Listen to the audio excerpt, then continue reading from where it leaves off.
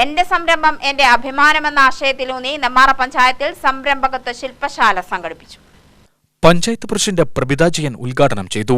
അപ്പോൾ നമുക്കറിയാം, നമ്മൾ ഈ പണ്ടുകാലങ്ങളിലുള്ള ഒരു വരുമാന മാർഗമല്ല ഇപ്പോഴുള്ള വരുമാന മാർഗങ്ങൾ. ഓരോ കുടുംബത്തിനും ഓരോ വർഷങ്ങൾ കഴിയുമ്പോൾ അല്ലെങ്കിൽ ഓരോ ദിവസങ്ങൾ കഴിയുമ്പോൾ ഉള്ള ആ ഒരു ചെലവും അതുപോലെ തന്നെ ഒരു ജോലി എന്നുള്ള ഒരു നമ്മുടെ മനസ്സിന് ഉൾക്കൊള്ളുന്ന ഒരു പദ്ധതി നമുക്ക് നടപ്പിലാക്കാൻ കഴിയുന്നില്ല.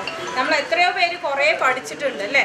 ആ പഠിച്ചതിനനുസരിച്ചുള്ള ഒരു ജോലി നമ്മൾക്ക് കിട്ടണമെന്നില്ല.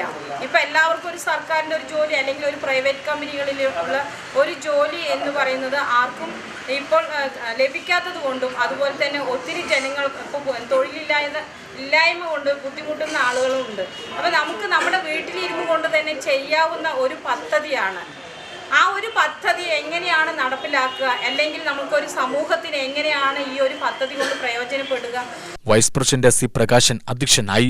സംരംഭകർക്കുള്ള വിവിധ സബ്സിഡി സ്കീമുകൾ, ലൈസൻസ് നടപടിക്രമങ്ങൾ, ബാങ്ക് വായ്പാ നടപടിക്രമങ്ങൾ എന്നിവ ശില്പശാലയിൽ ഉദ്യോഗസ്ഥർ വിശദീകരിച്ചു.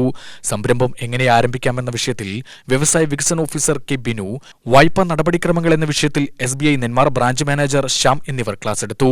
ചന്ദ്രൻ, ഉഷ എന്നിവർ ആശംസ പ്രസംഗം നടത്തി. ക്ഷേമകാര്യ സ്റ്റാൻഡിംഗ് കമ്മിറ്റി ചെയർമാൻ മോഹനൻ സ്വാഗതവും എന്റർപ്രണർ ഡെവലപ്മെന്റ് എക്സിക്യൂട്ടീവ് രേഷ്മ നന്ദിയും പറഞ്ഞു. UTV news, Palakkad.